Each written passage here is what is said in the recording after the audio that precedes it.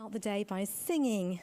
Good morning, everyone. My name is Ritika Dahl. I'm the head of our section, the Norad section on gender equality.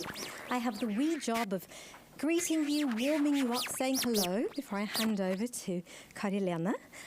So, we all know today, to paraphrase Winnie the Pooh, today is an important day. It is the International Day of the Girl Child. Is it squeaky?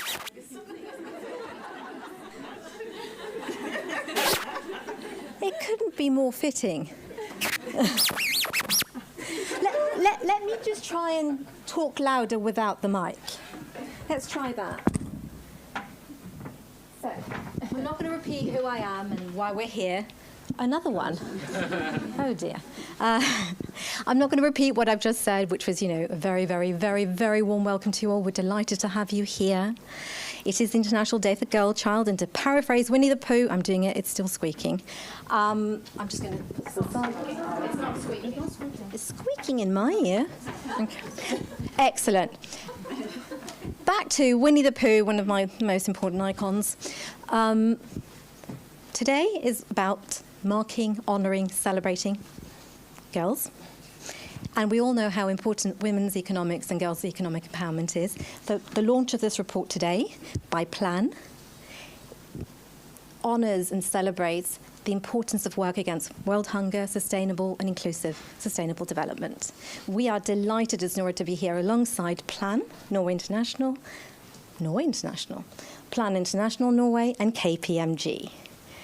Now, a few important bits and pieces that you'll need to know throughout the day or throughout this morning, which is the emergency exits are behind there and by the elevator. In case of a fire or another hazard, please follow Norad staff who will remain calm and take you to safety. The loos are past here and just down to your left. And if you get hungry or you're tired, grab a bite to eat, get your blood sugar high. And with that, let me please hand over to the General Secretary of Plan International Norway, Karilena. Thank you so much. Thank you. Ritika, another warm welcome. Is this squeezing there? At this point, we don't know if it's in our head or if it.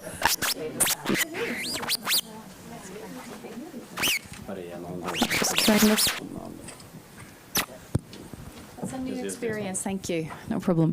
Thank you so much. Okay. So we have a pre-recording from Malawi because we were worried about technical hiccups, but it can happen here as well. But let's move on. So today we're here to launch the report that's on your chairs, and this is about economic empowerment of young women in the agricultural sector. So why we've chosen to focus on that, to have a deep dive on that on the International Day of the Girl, there is a quite sort of serious backdrop. If current trends continue, over 340 million women and girls will still live in extreme poverty by 2030. Close to 1 in 4 women and girls are expected to be severely food insecure by 2030. So that's if current trends continue. But then we also know that we have a strong business case here. Addressing gender gaps in agri-food systems can reduce food insecurity as well as boost global GDP by nearly $1 trillion. So, but we see that only around 60% of prime working age women are active in the workforce compared to 90% of men. So the business case is clear. We know that agriculture production will increase if women have the same resources as men, and we know that you can reduce the numbers of people living in starvation. But are the solutions as clear to practitioners like ourselves, like Plan International, like other NGOs? Are the solutions clear to donors, to governments, to researchers? So this is what we're going to do a deep dive into this morning. But we thought we also needed to have a formal opening of the International Day of the Girl. I mean, it doesn't need an opening, but we thought that would be suiting. So I am really pleased to give the word to Åsmund Aukrust, introduced first Vice Chair of the Standing Committee on Foreign Affairs and Defense. I don't say this in English that often. Utenrikskomiteen in the Norwegian Parliament. So the floor is yours, and I think use this one because there's not.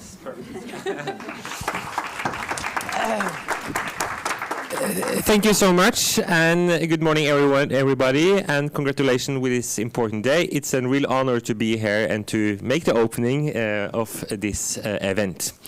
I will continue in Norwegian, so unfortunately for our international guests, but once again, it's so great to be here, and I look forward also to follow the discussion afterwards and to read the report that is launched today. Men kjære alle sammen, det utrolig fint å se dere her. Kampen for jenters rettigheter og likestilling, det jo en kamp som vi aldri blir ferdig med. Det noe vi aldri kommer I mål med. Det blir aldri nok likestilling I verden. Og så vet jo vi fra historien at det sånn at det ingen kamper som vunnet en gang for alle. Det kommer hele tiden nye tilbakeslag, nye kamper å kjempe. Derfor jo jentedagen så viktig, og derfor det så viktig at vi her. Vi vet jo at kampen for likestilling og jenters rettigheter, det ikke noe som har kommet gratis. Det har kommet gjennom stor kamp fra alle de modige jentene og kvinnene og noen menn som har gått før oss og som har kjempet fram og gjort Norge gjort store slag som har gjort at Norge har blitt et av verdens mest likestilte samfunn, som gjør at unge jenter og gutter I dag kan vokse opp og leve friere liv. Men heller ikke her I Norge vi I mål, og derfor så det jo så viktig at vi markerer jentedagen for å gjøre oss klare for nye slag her I Norge, men ikke minst internasjonalt. Og jeg vet ikke hvordan det med dere, men av og til så kan man jo bli ganske motløs av jobb med likestilling. I Iran så møtes kvinner med fengsling, vold, drap. I Afghanistan så Taliban tilbake ved makta. Vi ser at terrorgrupper mobiliserer og herjer I Sahel-regionen. Vi vet at jenter kastes ut av skoler, og vi vet at transkvinner verden over utsettes for trakassering og hat. Men vi jo her fordi vi ikke motløse. Nettopp fordi vi vet at det mulig å få til forandring. Vi vet hvor mye det som står på spill. Og da vil jeg jo si veldig tydelig til dere at dere skal vite at også regjeringen og Stortinget på deres side. Det jo på mange måter en verdikamp I verden om hva slags verdier det som skal styre verden. Der skal Norge være. Norge, vi jo ikke et veldig stort land. Vi et ganske lite land I verden. Så Norge kan ikke være overalt og på alle flater til enhver tid. Vi må velge hva slags slag som aller viktigst for oss. Og kampen for likestilling jo nettopp et sånt slag som vi bør prioritere høyere enn de fleste andre. Og det det to grunner til. Det første at vi lykkes ikke med noen av de andre målene våre, dersom vi også ikke lykkes med likestilling.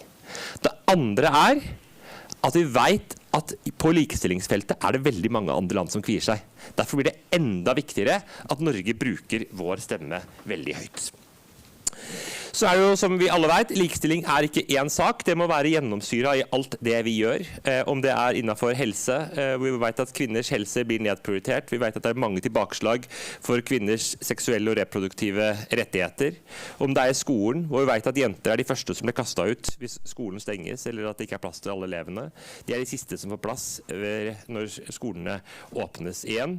Det med klimaendringene, hvor vi vet at kvinner de aller mest sårbare. Og det innenfor arbeidslivet, hvor kvinner både tar de tøffeste og tyngste og mest utrygge jobbene til de laveste lønningene. Derfor så jeg veldig glad for at nettopp I dag at dere bruker dagen på å snakke om jobb og jobb innenfor landbrukssektoren I utviklingsland på jentedagen. Og det det som egentlig går som en rød tråd gjennom også norsk likestillingshistorie. Norsk likestillingshistorie har jo vært banet vei av mange av de kvinnene som vært I jobb, fra fyrstikkarbeidernes kvinner som kjempet for I arbeid på slutten av 1800-tallet, til de kvinnene som banet vei for en likestillingsrevolusjon I arbeidslivet på 70-tallet, til at man har fått kvinner inn I styrerommene og lederstillinger, til at I dag jo fortsatt mange slag om likelønn, heltid og en rekke slag også her I Norge.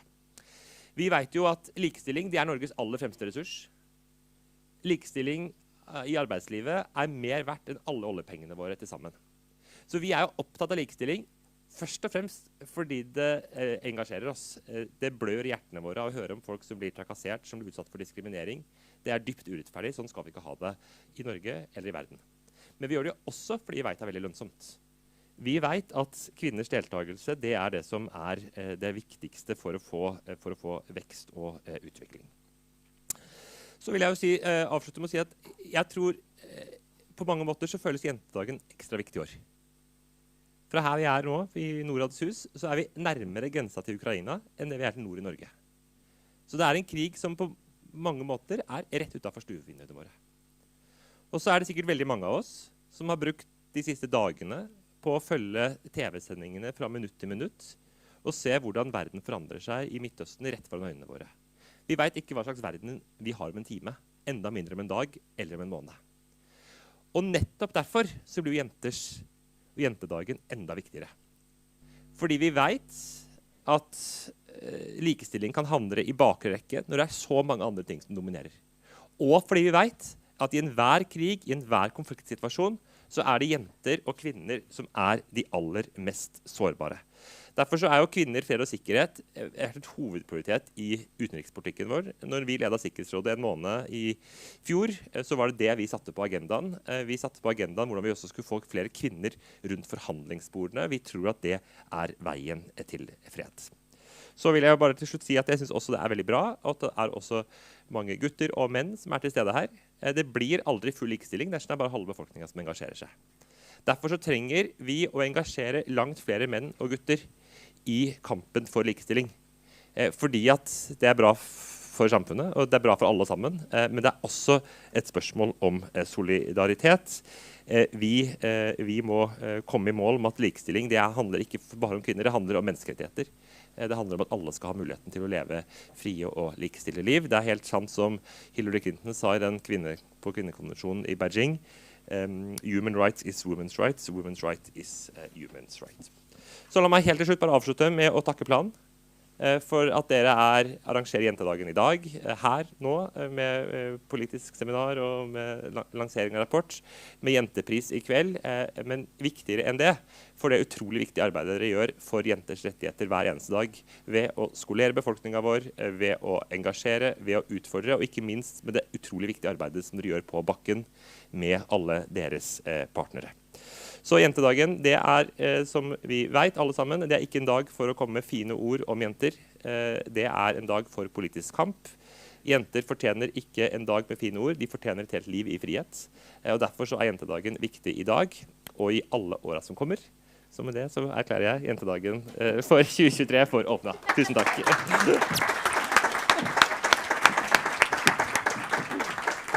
Thank you so much for giving us also this very broad picture of what this is really about. So then back into our deep dive to agriculture, to creating possibilities for girls, jobs that can give you pay a living. So we need to hear from a girl, and this is pre-recorded, and this is from Ronny Comfort Mateu from Malawi. She's active in something called Timveni Radio, and I need to say that Timveni Radio, they receive their signals from 4 Norwegian FM transmitters that are there, which is also actually really, they have very clear signals, and it goes even outside Malawi. But she's responsible for youth engagement through youth club outreach activities, and passionate about ensuring young girls and youth a future and a voice, I would say. Do we have it, you think? Let's try. My name is Ronny Comfort Mateu, and I'm working with Studien Child and Youth Media Organization. So, from this SOE research, one of my highlights is how gender roles and inequalities have contributed to the failure of women in attaining education. Here, only 13 of girls complete upper secondary education, and among the poorest, it only falls to 2%, and 42% are married before the age of 18, with only 9 marrying before the age of 15, which translates into these young women dropping out of school because of early pregnancies, early marriages, mostly in the rural areas. It is therefore key to know and understand that there is need to invest more in the education sector. For their economic self-reliance, young women engage in small and medium-scale enterprises, which education still plays a role in, as well as helps them set their clear business ideas to invest wisely, market, as well as manage their businesses while thriving and growing at the same time. Michelle Obama once said, when women are educated, their countries become stronger and more prosperous. It is also essential to promote young women leadership in rural areas. These young women need mentors and role models so that they reach their full potential and rise to be women of influence in their local society. This will help our country attain the 17 Sustainable Development Goals as well as achieve the Malawi 2063 vision. Thank you very much.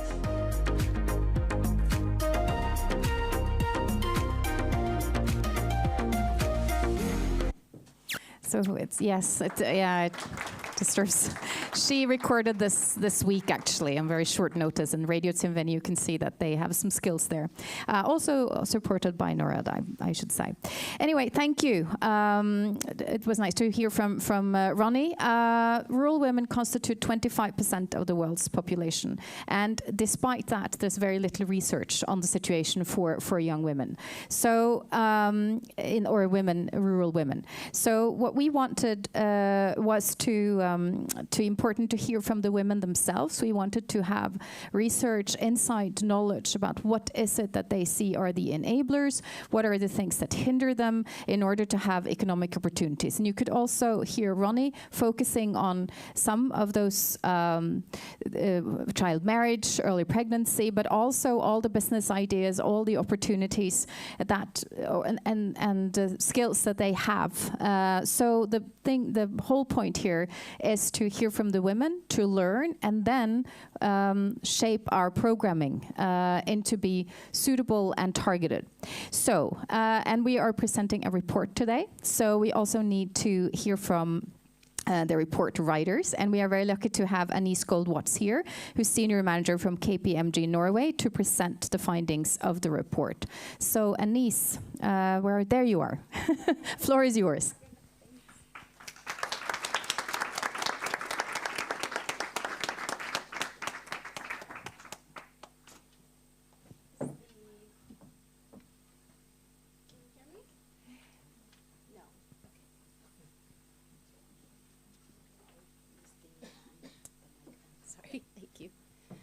And now?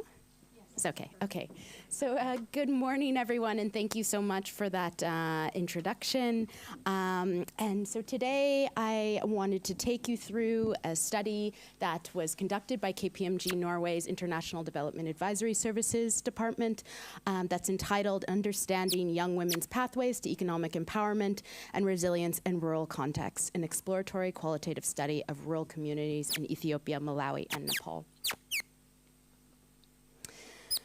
So the background and impetus for this research really focused on how, despite it being well known that women's economic empowerment is inclusive for sustainable development, many rural women in low and middle income countries still face significant barriers, including gender norms, limited resources, and weak market systems. This has been further exacerbated by the COVID-19 pandemic, the Russia and Ukraine war, and environmental disasters. Therefore, there is a need to really understand the realities on the ground and understand the lived experiences of young women in these countries. So the overall purpose of this study was to better understand young women's economic development and resilience in rural contexts by holistically analyzing personal, social, and economic factors. The location of the study were various locations in rural Ethiopia, Malawi, and Nepal. And we employed an exploratory qualitative descriptive design. So the report mainly relies on two main sources of information. This included a literature review, which used a scoping methodology. And for the primary data component, qualitative methods such as semi-structured key informant interviews, focus group discussions in each country were carried out with young women aged 15 to 24, their families, community members, and other local economic stakeholders. So before diving into the findings of the literature review, I just want to emphasize that very few documents reviewed, there was very little published literature on rural young women's economic empowerment in the selected country. And this really kind of highlights how extensive these knowledge gaps are. But however, we found that religious and cultural beliefs or norms are critical behavioral determinants to rural young women's economic development and resilience across each context. Also, that traditional gender roles and gender inequality continue to predominate, with women remaining highly engaged in non-wage household work and family responsibilities. Additionally, access to quality education for rural youth remains a challenge, and this is particularly true for young women. And gender norms and roles continue to restrict the range of employment opportunities available for rural young women. We also found that rural women have challenges in accessing credit, financial investments, and assets to pursue productive self-employment. There are also several policies and legislative measures that were identified that directly or indirectly support rural youth and women in achieving greater economic empowerment. And finally, intersectionality or intersecting vulnerabilities in these contexts were very little explored or understood, and this includes disability, experiences with sexual and gender-based violence, including child early and forced marriages and unions, single-headed households, and more. So now moving on to the qualitative findings, I just wanted to kind of walk you through the 5 main themes that derived from this study. So the first theme explores sources of income for rural young women and limited wage opportunities. And here we found that women were often constrained to care roles, unpaid family work, agriculture, and opportunities in the informal sector. So under this theme, we identified that there were few organizations or businesses operating in rural areas, which means that there's a lack of access to employment opportunities, with the exception of income-generating activities in the informal economy. For example, a young woman in Malawi shared, "For this area, mostly people rely on farming. I should say both men and women depend on farming. Very few depend on casual labor and petty trade. In fact, most youths are not earning a living. Most of them rely on parents or are selling or exchanging sex. You see, we don't have companies, so people don't usually get employed." So for the next theme that was identified was barriers and challenges relating to access and retention in labor markets and self-employment. And this mainly included limited access to education and training, restricted access to land, and accessible sexual and reproductive health services. Also, it is important to note that unpaid care and domestic burdens, gender roles, and other social norms and cultural beliefs that are restrictive and thus limit access to and retention in economic activities were highlighted by all participant groups in each country. And so for this next example, a parent in Nepal describes how gender roles dictate that women must prioritize domestic and caregiving duties, and this heightens the care burden, which thus limits their participation in the labor force. They say, "It is very challenging for women to maintain their business. If they have other women members, mother, mother-in-law, sister-in-law, grown daughters in the family who can take care of household chores and children, then they can well maintain their business. If not, they have to complete all household chores, and only then they can run their business. But running your business is difficult during pregnancy and breastfeeding. We have to complete all household chores, carry the infants to work, and run the business, and after returning home in the evening, do the cooking, cleaning, etc." And so the next theme, main theme, was enablers. And however, this one was much harder to define because a majority of the research participants have been unsuccessful in their pursuit of employment opportunities, but included formal education, skills and training, and policy and regulation. For example, participants emphasized that they required academic qualification, either in the form of professional degrees and diplomas, skills qualifications, and training. Here, a young woman in Ethiopia says, "To get hired, even as a cleaner, we are required to present at least a grade 8 completion certificate. For other positions, we have to take examinations to obtain a certificate of competency, or a COC, in the field of study. The amount of money paid to take COC exams increases from time to time. And where can we get that money? Thus, to get hired, we have to finish school and pass COC exams." Moving on to the next theme, which is financial independence, the data revealed how many young women supported the concept of financial independence by means of empowerment. It emerged that financial independence also has the power to transform social structures and gender roles, to give rural young women increased power over their own lives, as well as their families and the greater community. So this example illustrated, this was illustrated in the following excerpt, where a young woman in Malawi shares, "It seems young women's roles and responsibilities change with age and financial status. I will give my example. When I was young with nothing, my parents took me as nobody. I was just a mere maid in their home. No one ever consulted me or anything. When I became pregnant, I changed from a maid to a slave. I was useless and hopeless. The moment I started to earn my own money through tailoring, I became the favorite child. This time, I am the center of every decision at home. This is what happens at all levels, starting from a family to the community. If you are nobody, people forget you. If you have something, everyone wants you, at any cost. This time around, not any decision can be taken at home without my approval. I'm consulted on almost everything. One thing for sure, you don't consult a person who will not offer any solution.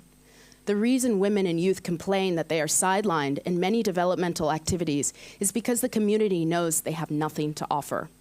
Why should you consult a person who will provide nothing?" And the last main theme which emerged from the data, which I wanted to touch on today, is intersectionality. In our study, it emerged that discrimination on the basis of gender was common throughout each country context. Also, that discrimination was often amplified or doubled, among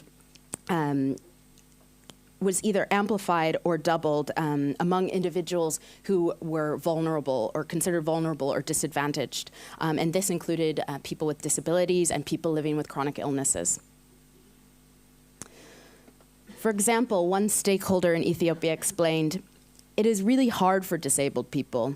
They are fully dependent on others, and they can't exactly go out and look for and find job opportunities like fully abled individuals. They don't have a lot of information about things either. Another thing is that they don't understand that disabled people can make a living for themselves, and they haven't seen it happen either." So kind of based on these main findings, our main conclusion that was drawn from the research confirms that women's economic empowerment and resilience are particularly important for achieving gender equality, especially in rural settings. And that gaps in existing data and knowledge on rural young women continue to persist, which really highlights and emphasizes the importance of this knowledge work. This is especially prevalent when developing an understanding of intersecting vulnerabilities, including disabilities, disease status, ethnicity, caste, age, refugee status, and the list goes on. So based on these conclusions, we recommend that innovative and holistic solutions are developed to answer the following questions. How do we design interventions that provide relevant vocational and business skills training? How can childcare and unpaid work challenges be addressed with practical solutions? How do we work toward transforming social and gender norms, taking a community-wide approach, including boys and men? How can we ensure that women's economic empowerment programming addresses sexual and reproductive health and rights, as well as sexual and gender-based violence? And how can we advocate for effective policies and legal reforms that promote access to education, vocational skills training, financial resources, land rights, and childcare services? And how do we target and tailor programming to be sensitive to intersecting vulnerabilities such as disability and gender? So again, I want to thank you for your time and also extend my sincere gratitude to the co-investigators, Eva Lengas, who's here today, and also Reza Lahiji, all the Plan colleagues who supported this study, our local teams in Nepal, Malawi, and Ethiopia, along with the research participants who so generously shared their lived experiences with us. So thank you all.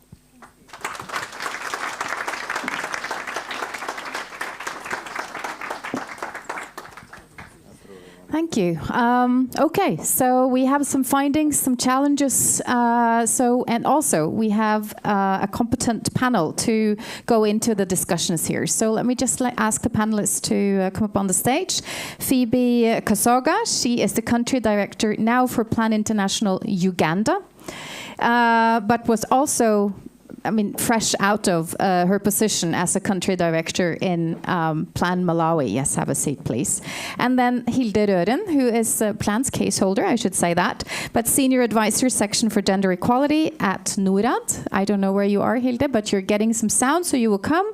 And Per Christian Spertoli, head of public relations in Norfund. Please take the stage. Dan Banik, professor, Center for Development and Environment, University of Oslo. And Helene Lee, advisor and responsible for Tanzania, Royal Norwegian Society for Development, known as Norges Vel. So give them a hand of applause.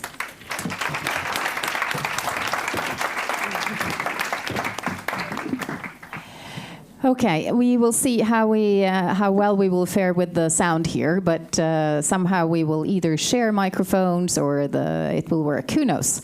Let's see. So it's evident from the report and the statements from the young women consulted that we have not fully hit the nail on the head, at least not at scale, when it comes to secure gender equality and support rural women in getting a decent job and remain employed. So that is the situation.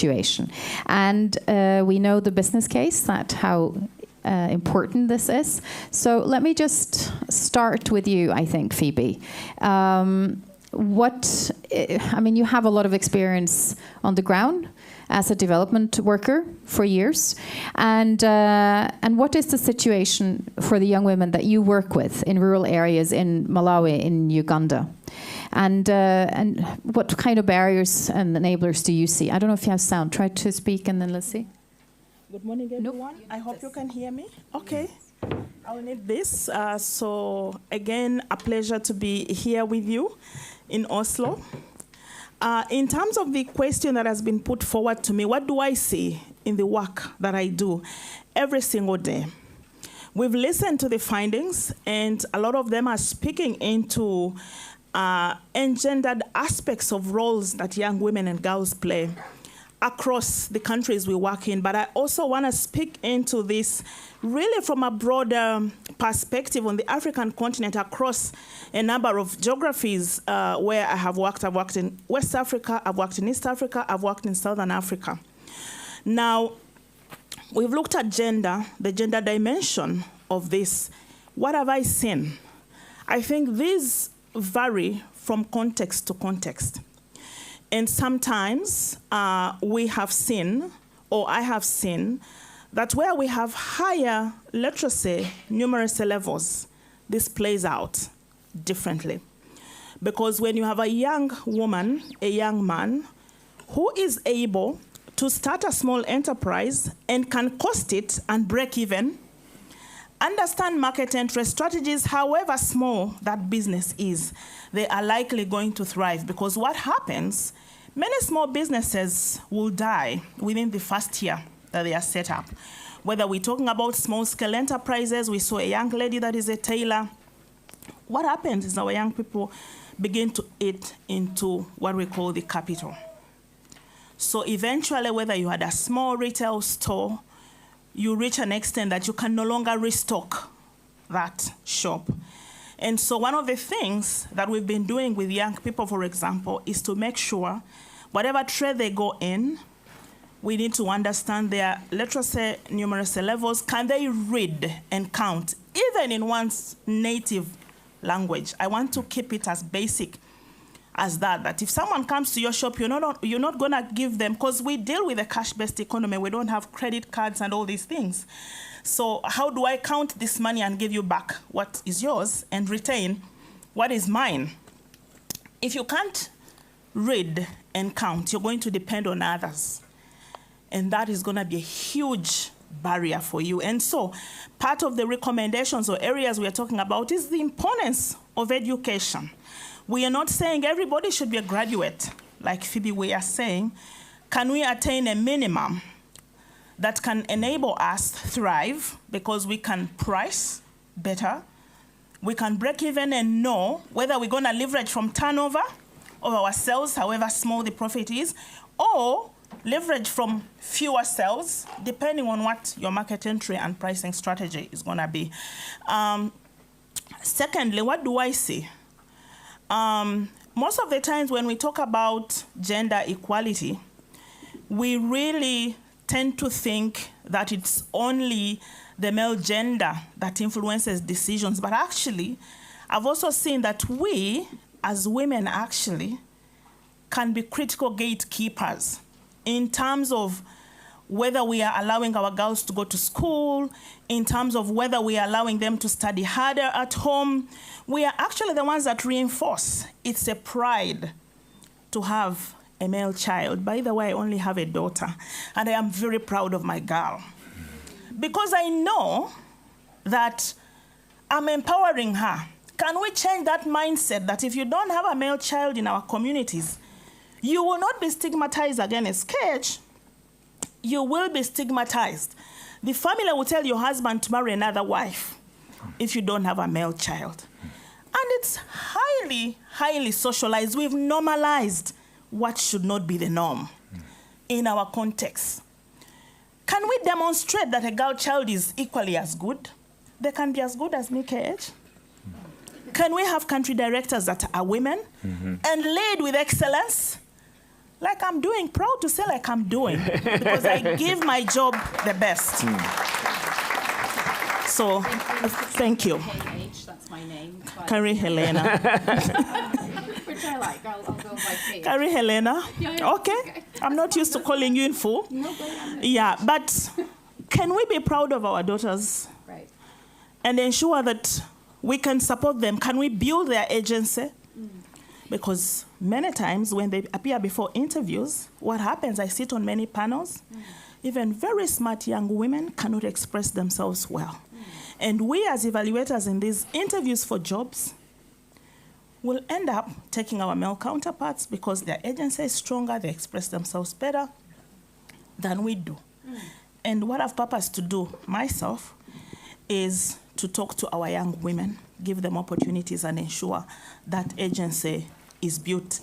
And thinking about the agricultural sector, I know my time is running out. Thinking about the agricultural sector that we are talking about today, all the factors that we've talked about play an important role. The role of science, innovation, and technology, again, building on experience that I'm coming from, plays a critical role when we talk about green skills and options in the agricultural sector. We've heard about resilience and the humanitarian sector. Malawi just went through Tropical Cyclone Freddy that washed away almost everything. How do we make sure that those aspects come into play, that we are not placing our young women in positions that increase their vulnerabilities? If you're living in refugee settings, it might be helpful when we talk about the agricultural sector that, one, we increase production. Now, I will give an example around humanitarian work, and I'm looking at refugees, comparing Uganda and comparing Malawi. We've seen food rations cut significantly by 60%. In fact, in Malawi, there was almost no food rations being given. Now, what do we do? One of the things I've been advocating for is to say, can we do value addition within the agricultural sector? Because that will create better jobs. Can we make sure there's access to markets? If we need to open up those roads, that those are being done and that there is market linkage. There is group sourcing for production. Because if we enhance production, we are creating jobs along the value chain. And that will create jobs for our people. Please allow me to stop here. I can talk, by the way, ladies and gentlemen. I'm aware. You can pass the mic to the person next to you. Do I have sound on this one? No, I do? Okay. Because, you touched upon a lot, Phoebe. You touched upon skill sets, quite basic, but also understanding of business, sort of, and understanding of business and skill sets, and then creating value from the ag sector, which is where we're now, because we know that a lot of the countries that we're talking about now will have to have, in order to have economic growth, it's about growth starting from the ag sector. And then you're talking quite small scale, and we have different kind of experience and representatives from all the parts of the value chain here, actually. And moving to Nordfond, Per Christian, it's an obvious question, you know where I'm going, but the linkage between what we are talking about, the kind of paid job opportunities that we're looking for to create, that all these young women and also men need, where do you come in there with the sort of high-scale investments? How can you help build that bridge? Well, thank you. I have to start with saying it's great to be back celebrating the Day of the Girl. I met Phoebe when I was head of advocacy of Plan Norway 10 years ago, visiting Uganda. So it's great to and it's also great to see how Plan has been lifting for the past years even more the need to create jobs. And that's the mission of the Norfund, is to create jobs and improve lives by investing in companies that drive sustainable development. And so when we're talking about creating jobs in the agriculture sector, we do it mainly through investing in the value chain, as Phoebe mentioned. We invest directly in companies such as dairies, such as producers of edible oils, producers of soy products that are then buying the products from the small-scale farmers. And so we cannot invest directly in small-scale farmers. That's way too small. But for the small-scale farmers to have increased income, to have increased livelihoods, they need to have stable buyers. So you coming from Malawi, I had the pleasure of visiting Malawi last March, where we invested in a dairy called Ilongwe Dairy, that are buying then milk straight from the farmers. And we're working with the dairy then to increase its production and to increase the possibilities of delivering dairy products in Malawi based on milk from local farmers. And it's a huge challenge. It's difficult. And when we go into a company like that, they have issues everywhere. And the main issue is just to keep the business in plus, right? So, and it's often we could have so many wishes of things we would like to do when it comes to gender equality within a company and what they would like to do. But we need to be very focused, because the main focus of the management needs to be keeping this business alive and having these jobs. And if we overflow them with all kinds of demands, so you need to do that, you need to have 40% there, 50% there, and they lose focus of their core business, we have done no favor for women in Malawi if the Ilongwe Dairy goes bankrupt the next year. True, but I hear Norfund say that when you have loans, women pay back their loans to a much higher rate than men, right? So maybe it is the best business case to have a specific focus on at least a gender equality lens on that dairy. Yeah. Thank you. That's a great segue over to the other way that we're working with agriculture, and that's of course through microfinance and banks. So that's a huge part of our investment portfolio is microfinance and banks, and often cases you see in Africa in general, banks have not traditionally been able to reach out to the agricultural business at all. Yeah. They're not providing loans to agricultural business, not even the smaller or the medium-sized ones, let alone the smaller ones.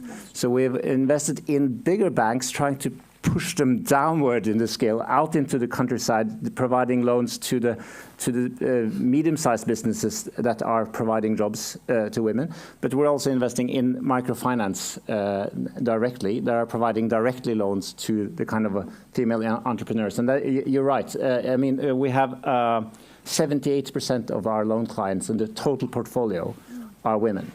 And that's because they are actually the best to pay back. And so it's a huge potential there to work further on microfinance. We have a lot of good investments there, and the prices of loans needs to be quite high to be able to cover the expenses. But the great opportunities that are arising now is to use different kinds of fintechs to lower the prices and to provide mobile banking. There's a higher percentage of people having mobile banking in Africa than in the rest of the world. I mean, M-Pesa came to Kenya 10 years before Vipps in Norway. Yeah. So there's a great potential there. So that's the two main avenues, is directly into the food value chains that give a market to these farmers, and then through microfinance that provide the capital for the entrepreneurs. Yes, thank you. And then, since you mentioned, I mean, technology, here we're talking about quite sort of what we would consider simple technology, like, for example, mobile banking and having a smartphone, for example. And even there, you see huge difference the numbers between men and women having access to smartphones, internet on the phone, etc. So again, I think without that lens, with the gender lens, you will probably not succeed here in actually creating development, will be the argument from Plan anyway. It's not a neutral person leading this debate. Okay, moving down almost the value chain. I mean, we've been now on investment in ownership, sitting in boards, etc., that Norfund does, but also, of course, Pirkesen was describing also the diversity of what Norfund is doing. You have, as Norgesvel, an expertise in between probably where Plan is working and Norfund is working. It's that sort of managing to create value from the small-scale holders, that it's mostly subsistence farming, which sometimes can be a poverty trap, actually. Yeah. Can you give us some best examples? I mean, how do you work in this setting? And maybe also some challenges to Norfund. Yeah, so we work in agricultural value chains in Tanzania, Mozambique, and Madagascar, primarily. So we work in the entire value chain, from inputs all the way to market, with the goal of supporting small-scale farmers moving from subsistence to more market-oriented production. We work then with supporting farmers increasing productivity, have a great focus on inclusion of women in the entire value chain, not only seeing farming as business, but also the value addition that we've talked about. So we organize farmers in very many different ways, whether it's groups or associations, but also farmer-owned companies. So that's very important. That's where they are able to add value to their produce, but importantly also deliver services that the farmers need. They need access to credit. They need access to input, to information, to advice, backup, support. So that is what these companies do that we support critically. So our goal then is to for women and men to achieve the same results. But that's not easy. Because we do see that the challenges are greater for women, as we've seen in the report as well. So what we have done is also we have to design our programs slightly different to achieve that goal. We did a midway gender assessment in the project that I work with in Tanzania to see, okay, well, are we achieving the goals that we want? And there are challenges. So then what can we do in the value chain? Then we have to think extremely practical and on the ground.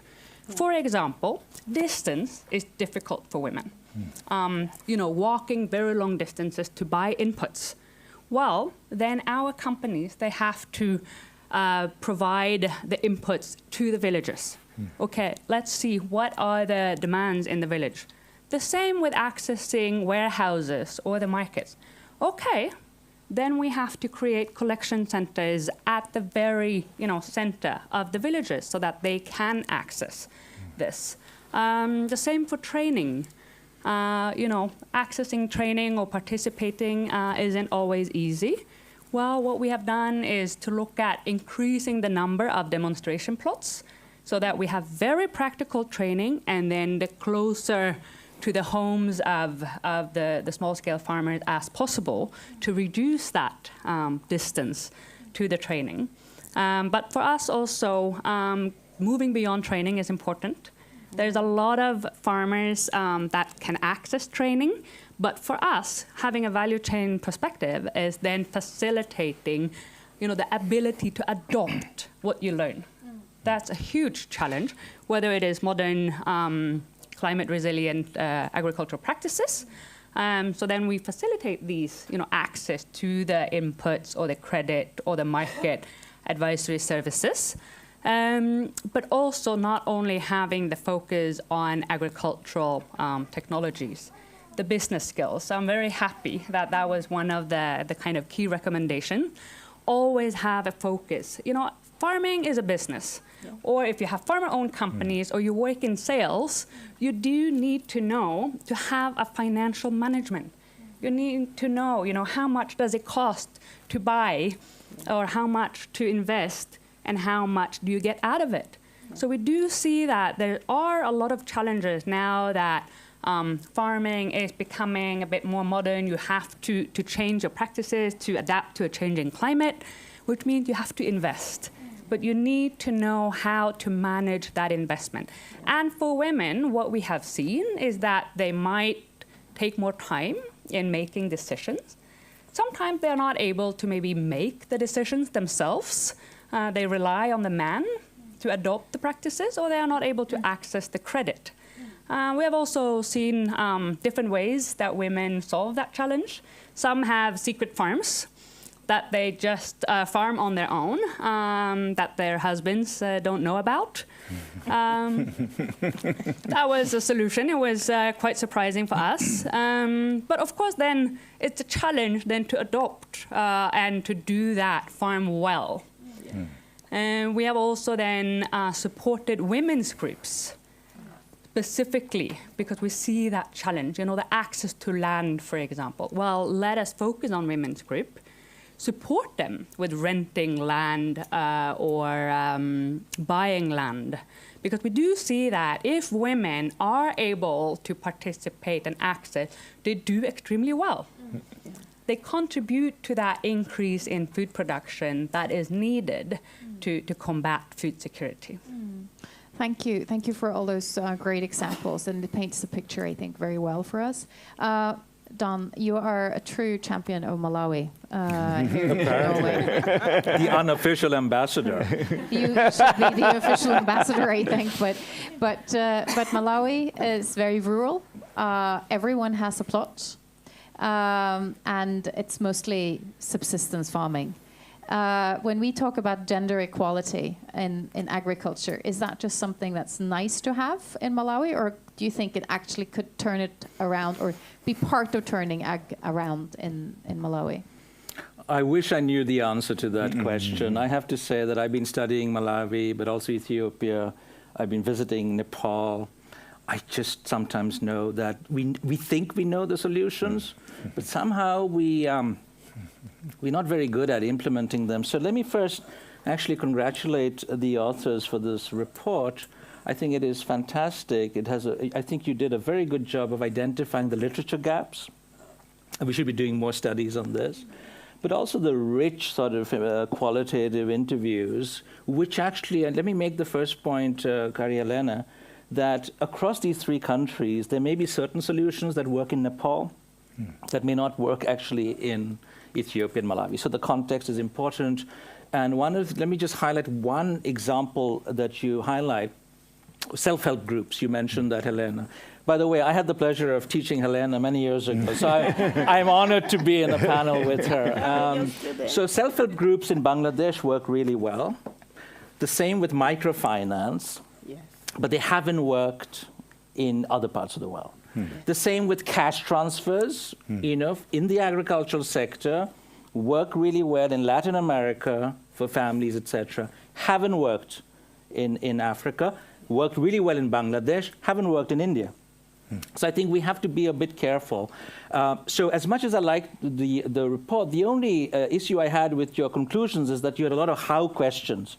My thing is about the why question. I think we really need to understand why is it that we think we know the solutions, but somehow we don't seem to, get to it. So to answer your question on agriculture, Kariela, let me talk about, say, education, because that is what some of us, we are in the business of education. And to supplement some of these interviews, I actually got in touch with my colleagues in Ethiopia and Malawi, professors, elites, to ask them these questions. So this is the last 3 days. WhatsApp, not a very good survey. This is I can't, this is not very scientific. But some of the challenges, that are identified in the report are very well known. Right? So I would say, okay, education, great. But we should be thinking about the quality of education. It's not just education. The quality of the teachers, teacher absenteeism, just having a desk in school. This is a huge challenge, just having a desk, right? Then for girls who are often away when they're menstruating, just to have access to sanitary pads, that keeps them away. Then you have the girl child at home doing the homework, and this is what my colleagues were telling me, that the girl child is asked to help with the household chores, where the boy is allowed to play outside or do his homework. These are just elementary things. It's not about money always. That can be done, right? So in terms of education, of course, it's the quality, but also giving certain groups certain accesses. Yeah. And then a bit of my pet theme and frustration with Malawi, the workshop culture. Can we please just end workshops? Okay? Because and this is a challenge to Norad and Plan, to everyone, to Norfund, to whoever, Norgesvel. Okay, so I think capacity building is great. We should be really, thinking about capacity. I don't like that term, but in any case, there's a lot of awareness generation that is needed. But what I'd rather spend money on is not yet another useless workshop, but I would actually like to spend money on, as one of the cases in the report highlight, helping girls fix mobile phones. Okay? That is a task that we need to identify those tasks that'll get them a job, or to fix the solar panel that is not working, right? Something. In Bangladesh, what really worked with microcredit is that women, this is many years ago before cell phones came into vogue, they were given a landline. Using the money, they had access to a landline, and their status in society increased because everybody came to them to use the phone, to call their relatives. Something like that. It is about the tasks that we need to identify in the agricultural sector too. It is not just the farming. Women are already part of the farming cycle. It is more these associated tasks, getting a loan for seeds, the transportation, marketing. It's that chain that we need to be thinking about. And finally, let me just mention two things. One has to do with policy, which is again something that is highlighted. And again, going back to Malawi, there's this widespread myth, I would say, which is propagated by many international organizations, UN agencies, etc., that Malawi is policy rich, but implementation poor. I would say I totally disagree. It isn't as if policies are brilliant and somehow it's, implementation that is suffering. I would actually argue there's something wrong with the policies. They are meant for a totally different context. They're not meant for these local contexts. And that is why this report is important, because we need to understand what is that local context? Is this policy that we are just shoving down people's throats, is this implementable? Is this what people want? So there's something, we need to question this idea is always an implementation problem. And finally, culture. This is something that we often don't talk about. For 16 years, the first 16 years of studying many of these countries, I was very reluctant to talk about culture. And now we've just come up with 2 papers looking at witchcraft. The role of witchcraft. And so this is where I think it also, a lot of the girls are impacted, because you can't own property. Be a single person, a single woman, owning a property is very frowned upon. You can be bewitched. People look down on you. There are many of these things. I'm not saying that this is right or wrong. All I'm saying is that we are sometimes oblivious to something that is very obvious playing out in local society that we should be aware of, including the power of traditional authorities and chiefs. So all of this together, Karya, there was a very long about sort of way to answer why, just not the agriculture, but the whole sector. And by the way, it's not just girls, it's not just women. We're talking about societies where both men and women are struggling. Okay, so it is a very competitive, even though Malawi is called the warm heart of Africa, beneath all that smiling, there is a lot of competition. If you have very little, then it is like this, it becomes a survival of the fittest. Whoever can, elbow their way, they win. And that is where a lot of women and girls get left behind. Thank you. I think we're narrowing into the context, culture. I'm sure you have a lot of comments on what Dan said, but we are moving to the donor because now you will stop funding programs with workshops, maybe. But have you? I mean, how easy is it to identify programs that can tap into some of the solutions, some of the areas that we're talking about here, gender and agriculture? Thank you. I think, I'm representing Norad, also known as a house of workshops. So I think we'll definitely take that challenge of working with our partners to consider how maybe we better use than workshops. House of Cards. But, but thank you. I think just to set the frame a little bit, obviously, as you all know, gender norms and social norms affect women and girls in many ways, in addition to what we're talking about today. It's denies their access to all of their rights, right to education, to health, to life free of violence. It's like the list goes on. So this is, of course, a very important issue for Norad in all our work, not just when it comes to access to jobs or food. And we are, of course, then trying to work with transformative approaches to address this. And we do it by supporting targeted approaches that has gender equality as their primary objective. And that could be programs often around gender-based violence or women's sexual and reproductive health and rights, for example. But of course, then a very big or important part of this picture is then integrating this into all the other sectors we also support. And this is maybe the trickiest part in a way. And this is also connected to the goal Norway has of 50% of all our aid is supposed to be marked within the OECD gender marker as either having gender equality as their primary objective or as an important significant component.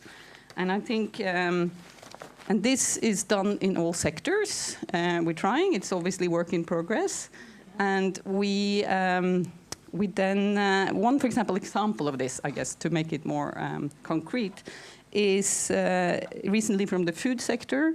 There was a call for proposal, and Norad is entering an agreement together with GIZ on a program focusing on vocational training and connection to markets, such as incubators, financing stream, internships, and designing courses that are more demand-driven. And this program has a very gender transformative approach.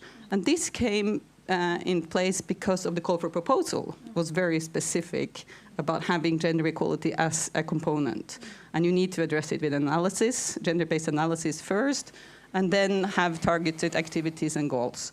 So it's very clear that this has to happen from the starting point when we start planning our call for proposal. Because if it's not done there, then it is too late often. Yeah, that's true. And in the donor-driven world that aid is part of, it's really that's how you can shape the direction of where you want things to go. And one of the criticism, I think, that come from the NGOs that work with gender is that, gender is the nice to have, but it doesn't, it gets lost when it's job creation, when it's agriculture, when it's sort of the things that really can build your future. And so that's one of, you've heard it from us and others, I'm sure. But that's one of the, I think, you want to comment on it briefly? You can.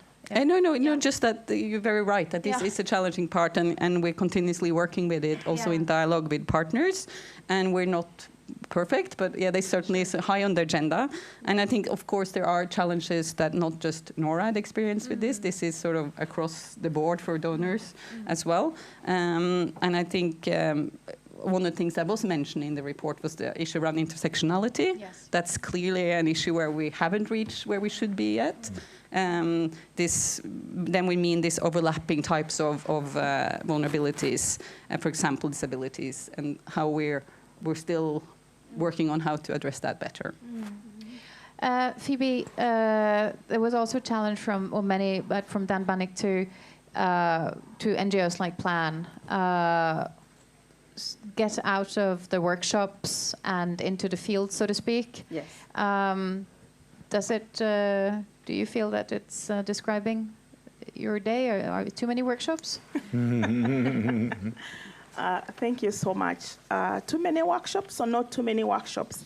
I am a pretty practical person, and in my experience, I try to think outside of the box. And one of the things I did right before I left Malawi, we have a professor called Professor Nazombe. I'm not sure if you know him. Is this not working? Okay. Did I not switch on? Okay. So he's a professor, a rural farmer, a model farmer, and he has transformed his community totally. That's what I call being transformative. And what he's doing are the things I'm talking about, value addition. And he's also playing the role of a role model for young people. So he's getting graduates from these universities and giving them jobs and trying to make sure the things you're talking about, internships, what does good look like? In a community, he talked about not having a solution. From development, I speak about what we call appreciative inquiry. Now, an appreciative inquiry methodology does not come in with, I know the solution.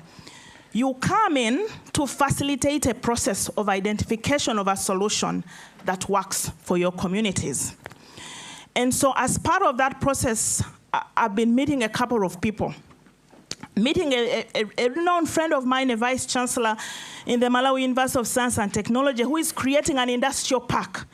And part of what we've been talking with her, for example, is to say, when our young people engage in agriculture, where are they taking their produce?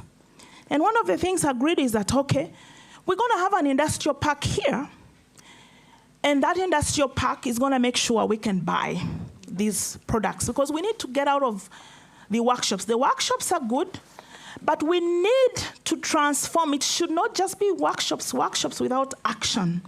We need practical actions that work for our young people. Part of also what we are doing, for example, is hosting science camps for girls. I talked about science, innovation, and technology. However small, whether you are dealing in very small-scale farming, my colleague from the academia has talked about teaching girls how to fix phones, because information on pricing, for example, could easily be disseminated on that mobile phone. Information around agricultural inputs can be disseminated. We're talking about rural scientists. We have a program where we were actually working on local options for having manure. As you know, in Malawi, we've had a challenge under the agricultural input program that we're having fertilizers that are imported and they're not coming on time, so we are missing, because we pretty much work with rain-fed agriculture. Can we move from that? Again, moving from the workshops that we're talking about to practical solutions that work. So women are using local products to produce manure, green manure, talking about green options. And so from where I stand is to document those green options and make sure that these do not remain small islands of success, that the successes we've seen in these communities, we can take them to scale. And we as an institution have seen that work. I talked about as well data, use of data. What has worked and how do we share it in simplistic ways that our local communities can understand? And I think I have seen that enhance agricultural production in the northern part of Malawi, where we work, and we've seen our farmers increase productivity. There's an approach called the Farmer Field Schools that the Food and Agriculture Organization of the UN has championed. But under the Farmer Field Schools, what we have done is to look at, for example, model farms.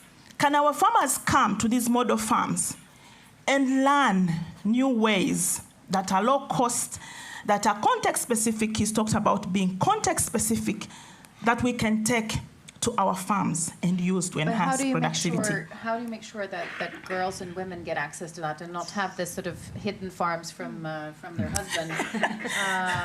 Yeah. I hadn't heard of before. But, so, in terms of engaging women, we've talked about the social groups, what we've talked about, the village savings and loans or savings and loans groups. A practical solution women have come up with is these meetings are not only used to support financial literacy education, but they're being used actually to discuss challenges like this, Carrie Helena. If my husband is disturbing me, I want to listen from another woman. How did she go around it? And I think that's where the women are getting these ideas of hiding the farms. But then one way they are going around it is to just make sure they can rent land. Land tenure systems vary from country to country. In Malawi, for example, in the northern part, women do not own land, by the way. All land is given to the male children. So, for example, if you're divorced, then you're not expected to go back home because you don't have access to land. Those are the real challenges that our girls are dealing with. If your father died today and your mom only had girls, the land would be taken over by the brother of your dad. And then they are saying, go back, go back where you're married. So how then do we deal with those challenges? And so what some of the women groups are doing is to rent land as a group, because then in that case, your husband is not taking that. The other one is talked about mobile money technology, where we transfer money on phones, is to have an e-wallet. So the e-wallet helps you to hide money. Instead of hiding it under the mattress, it stays in the e-wallet. So it's unlikely that your husband will see this money. Because we heard from the young girl, when you have money, however small, it gives you status.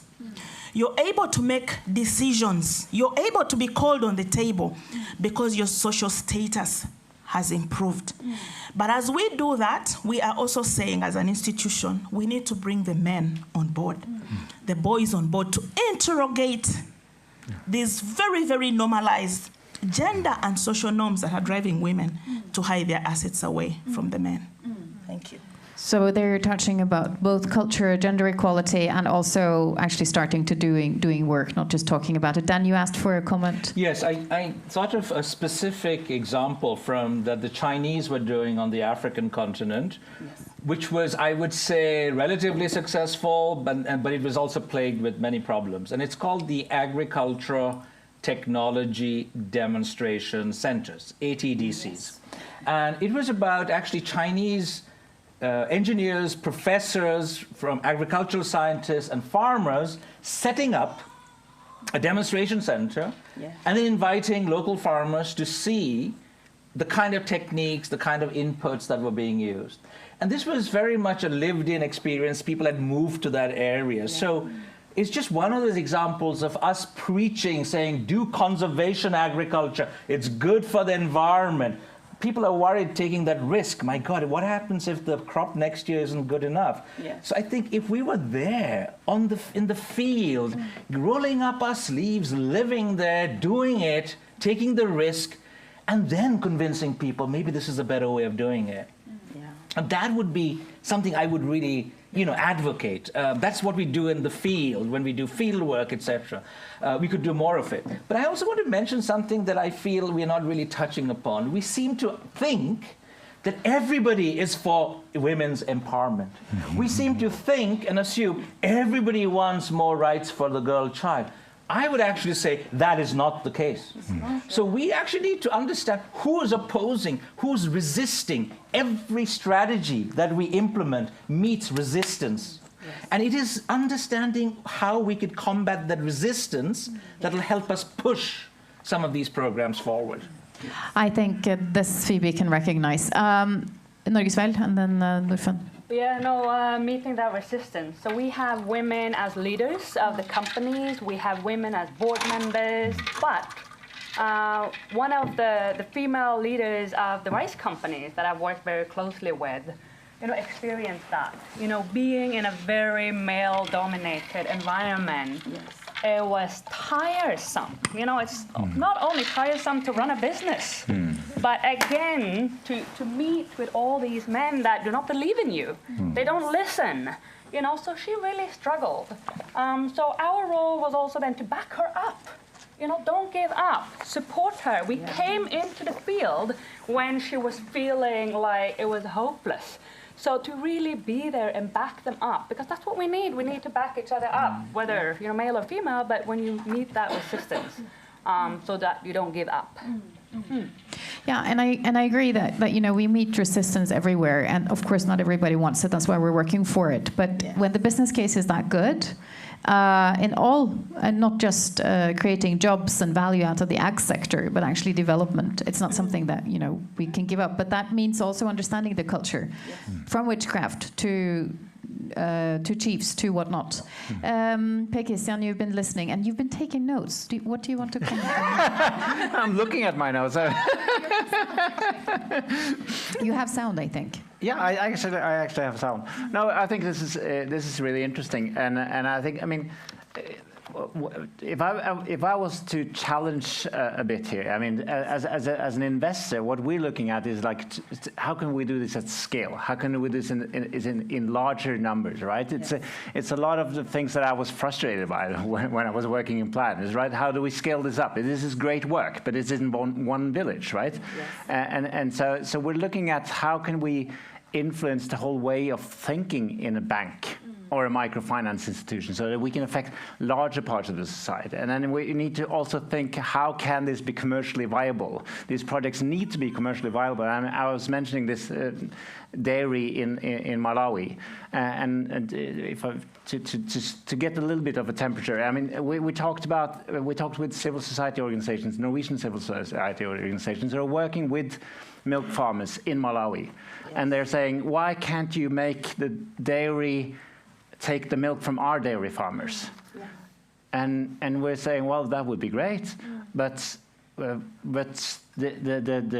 quality and the amounts that you're producing in this area are not sufficient for the dairy to send a milk van car over there. And we are working now with dairy farmers connected to the dairy, but this should be, I mean, I was a bit surprised that they haven't been thinking, well, when you started working with these dairy farmers, didn't you have a thought of where they were going to deliver the milk? I mean, shouldn't you have started to talk part of the workshop? No. Did you, I mean, because so this commercial viability needs to be implemented from the very start. Thinking like, how can these make money and be commercially viable so that we can exit? So you need to have this, and we are very clear enough, and we are no silver bullet. We're not solving all the problems of Malawi, but we're working hard to make these companies commercially viable so that we can sell it and take out our money and invest in a new company, and to create those jobs, but it needs to be viable at a commercial scale so that we can scale it up, because we need a lot more jobs. And I mean, and to also challenge, I mean, in a country like Malawi, 90% people are working in agriculture. That is not sustainable. No. When you're doubling the population within the next 50 years, you need to create other jobs. So you need to create manufacturing jobs. We just invested in our 2 first textile factories in Kenya, who will be providing jobs to 10,000 women. That's the kind of jobs that, I mean, has lifted Bangladesh out of poverty through manufacturing. So, I mean, Malawi, it's great. We need to increase efficiency in agricultural, and we need to have, but we need to move people out of agriculture and into other jobs.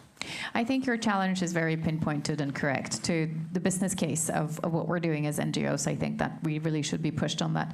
2 brief comments before I open for a few comments from the floor. Norgesveld first. Yes, so we work then with, organizing farmers and businesses, and maybe with time receive investment from Norfund or others. However, that takes time. So within the aid business, projects of 3 to 5 years, it's just not enough. Working with businesses, a lot of the startups, they are bankrupt within 5 to 7 years. And that's in the normal kind of, even in Norway. So we have to have long-term perspective. We have to have 10, 15 years. So that's the challenge, you know, moving from kind of project to project. So that's important to us. We work in value chain for a long time, looking at the sector, the entire value chain. If we do larger investments, we can't pull out after 2 years. That's just when you have realized the investment, just, you know, putting up the infrastructure of the processing facility or such. You have to be there for a long time, especially if you want to ensure that women are strongly participating in a good way as in these businesses. Done. I second that idea of the long term. We keep talking about it, but not maybe nearly enough. But just for Per Christian, this is maybe you've challenged us, and let me give you a solution to this. So I think the big thing that the only thing we should really start thinking about is doing a proper homework.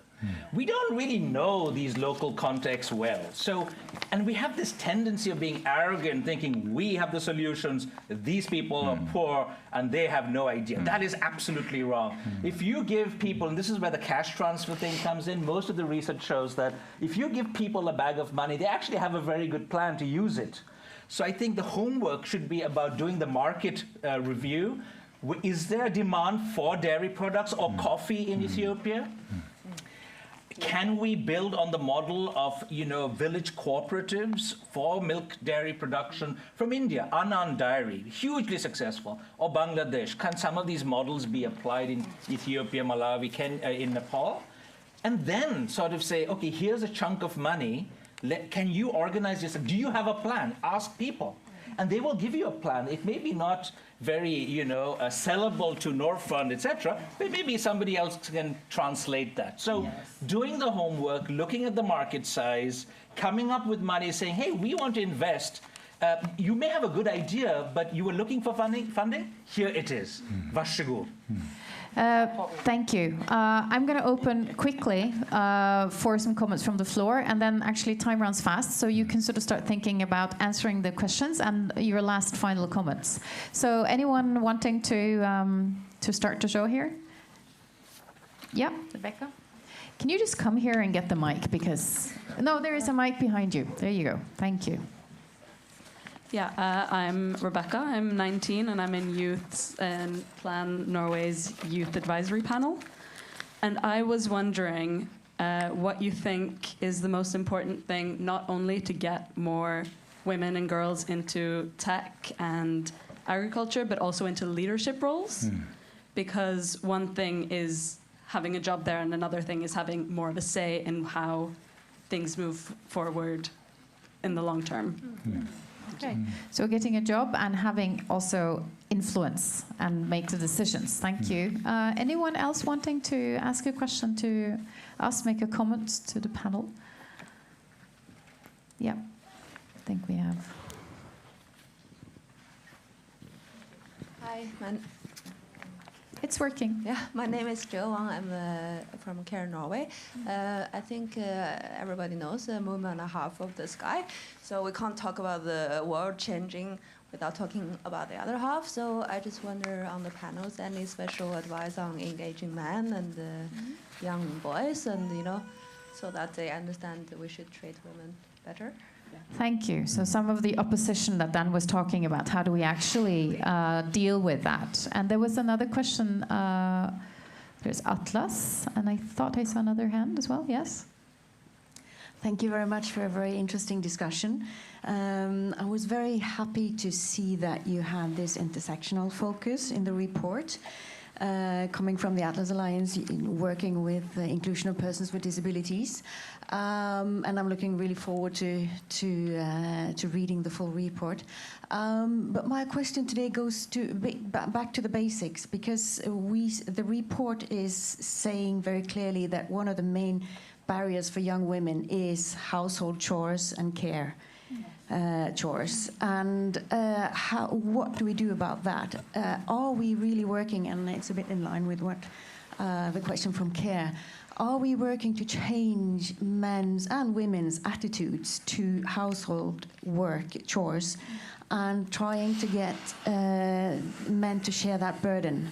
or are we just saying that that battle is lost, let's find a way around it? Thank you. Thank you. And thank you for reminding us. Childcare was actually quite a big point in the report. And the last question just behind you. Hi, Alessia from Able and Nordic here. We've spoken a lot about the way to approach different solutions and the scale required, and I'm just curious to hear some of the panel's thoughts on the role of private capital in supporting women's economic empowerment, how you view that. Yes, we will have panelists who will talk about that. I'm sure I can answer that. Okay, so you've got some challenges from the audience, something about leadership, influence, how to make the other half, that's men, be part of this changing of culture, private capital, and the childcare burden of childcare. Maybe that's the wrong way to phrase it, but someone has to take care of the children. Do you want to start? Well, let's start with the donor. Yes, start with the donor. I'm putting you on the spot. They have the money. I don't think you have to. Just try to speak. No, it stopped. It stopped. You'll get mine. Okay, so many things to hold. Thank you for the questions. I think this is obviously no easy answers to any of these questions, and I think the area of engaging men and boys is very close to my heart, and also our section. Little disclosure, I used to work for CARE on that. And I think that is certainly part of when we're looking at gender transformative approaches. We're certainly part of looking into that and how we can strengthen that aspect. And I think it was mentioned earlier that we need to support the women and girls, and of course we support that, but also actually supporting the men and boys who stand up for gender equality, because that it can be quite a lonely and scary experience in some settings. So I think that is also something to keep in mind. And I think I'll let others maybe continue. Don Balnick, you're next. You have sound. Thank you. I always have something to say. So on leadership, excellent question. Just think about the Nobel Prize winner in economics on Monday, okay? Claudia Goldin, in 2015, posted a tweet with a picture of herself saying, "This is what an economist looks like." It turns out she's only the third female economist to get a Nobel Prize. So even in our parts of the world, there's... And by the way, I should have mentioned her book, on the pill, the power of the pill. Oral contraceptives is something that we really haven't discussed.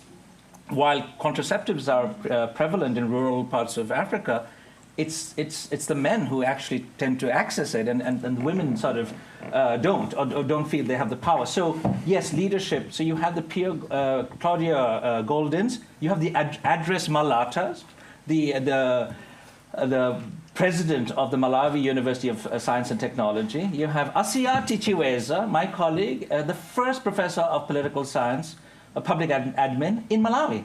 She was just promoted. And this is something we need more of. The same thing in Ethiopia.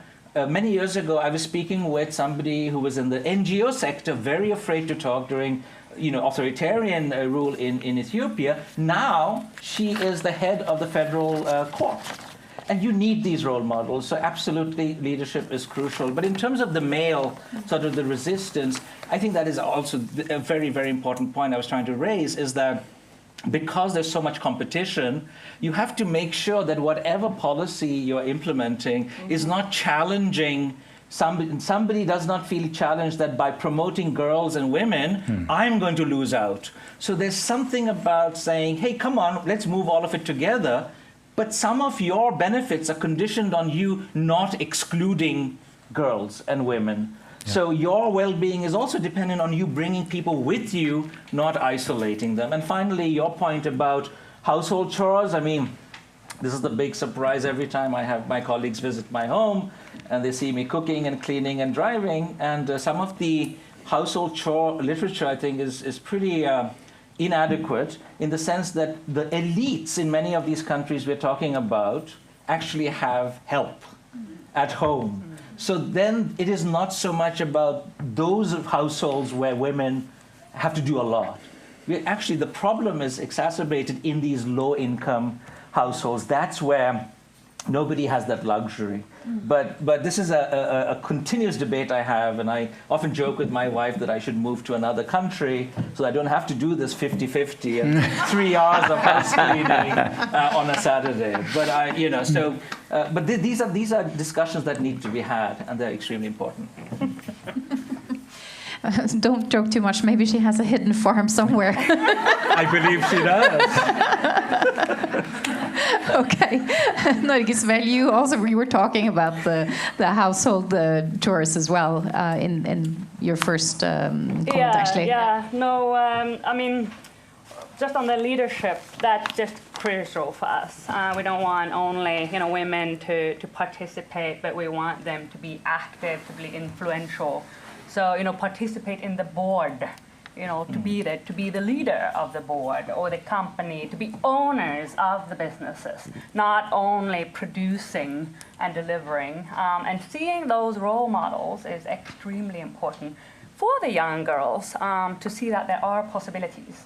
We also have interns so that they can experience it. So there's a lot of ways. And in terms of chores, so what we do, we are good at in terms of business development, value chain development, and such. So what I think is that organizations that are good at working with gender roles, we should collaborate more.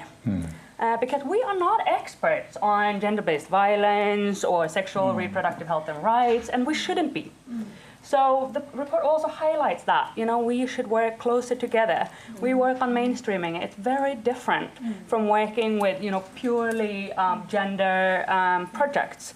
So for that, we also have now designed a lot of programs, and we have an ambition to be even more gender transformative, because we see that it is needed also to achieve our goals, but maybe then collaborate with others that has a lot of experience on that. Thank you. Christian? Well, I'd like to follow up on that, because that's like I said, we're no silver bullet. We need to work on different levels and push where we have the possibility to push, and then allow for others to fulfill their roles. And I think what Rebecca was alluding to with leadership, that's one of the places where we can actually make a difference. We see in our companies, we're bringing this up. Where are the women in your management? Where are the women in your board? When we appoint somebody to a board, where we are owner in a company, we will always we have a policy of always shortlisting a woman. But then we also have the challenge that in some of those sectors, they're really hard to find, and when you find them, they're very expensive. So we're also putting money into training board members and setting up together with NHO. We have this Female Future programs. We have a Boardroom Africa company, and we're also challenging our companies to send your junior management, female junior management, to these courses where they can network, where they can get the competence, so that you have somebody to recruit from into senior management, into later board, and that makes a difference to have those role models, as I think it was mentioned also by Ronnie, to have those role models stepping forward, that makes a difference. But there's this humility also in like, we're always a minority investor. That forces us to. We cannot call the shots in all of these companies. When, like you say, like coming in, meeting with these people. The first thing I went to lunch with this senior management of Lilongwe Dairy, and the first thing they said, we haven't said anything. They started to talk about how wonderful the past year they have realized how much they could gain from employing more women. We haven't seen how we're doubling the pool of people we can manage, and we didn't make any demands. We just brought it up, and this was a family-owned business. They've done their thing there for many years, only male in the management, and they're just realizing it themselves. And we can't push them too far, but we can give the ideas. And I think with the question of working with men, one of the things we're seeing is that just working with them to understand the business case for including more women. Like we have this off-grid solar home system sales. So most of our customers are a large part of our customers are women, but our salespersons are all men. And we're not understanding the situation. We're doing less sales. We need to recruit more women in the sales force, and then they understand. Yeah. Thank you. Last brief comment, Phoebe. Thank you. So there were 3 issues. I'll start with private financing. For me, private financing has a role to play. And one of the things, for example, we've done with the Ministry of Labor at the time in Malawi was to bring the private sector on board to talk with the young people. And indeed, that's what they said, because when they look at this business case, they look at risk. The risk is very high. So it's unlikely that they will have access to finance because no bank is willing to invest because of the high risk associated. So that conversation had started to happen to make sure there are products, and I'm glad that you're pushing banks to make sure there are products that can support high-risk initiatives, but yet with a high return on investment, if successful. So I would say go for it. I am a proponent of that. And it's something we as Plan in Malawi, we're trying to promote to bring that conversation together. The other one that we have done around building agency of young people, on this day, we will have multiple takeovers.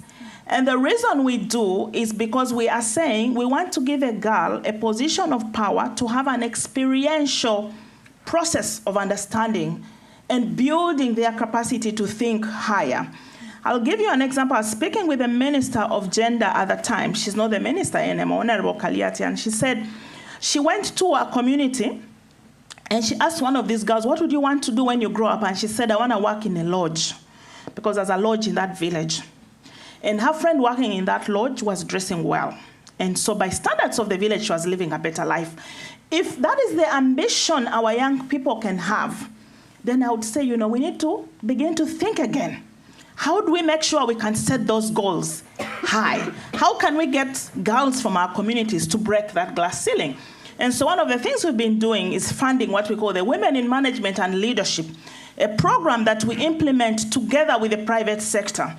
And we bring in role models that can challenge some of these things and make sure we can break those glass ceilings, and that in our villages, there can be somebody better that our young people can look up to.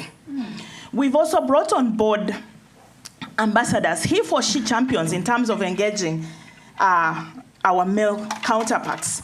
And in the Parliament of Malawi, the first deputy speaker is actually our ambassador in Malawi on promoting education for girls. And the reason we are doing that is because we are saying men have a role to play. Young men have a role to play. In communities where we give dowry, dowry is exchange of commodities for marriage. These girls are being married off to get whether cows or land or whatever, so that the brothers can get a wife.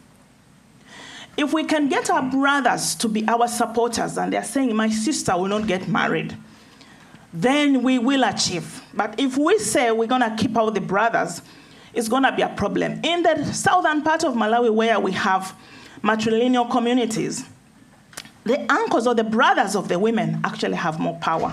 They're the real decision makers. Again, interrogating and understanding the interrelations of power play at that level become very important. And those are some of the things we are looking at to make sure we challenge this and continue to do the agency building, that when young women are in positions of power, they can do well. Rightly so, I agree. In the boards, we don't have a lot of women, but if we have them, it's around the quality that they bring on the table. Thank you. I know you were tapping me to say I'm getting physical here. Thank you, guys. Thank you so much for coming, and thank you to this excellent panel, to the researchers, to everyone.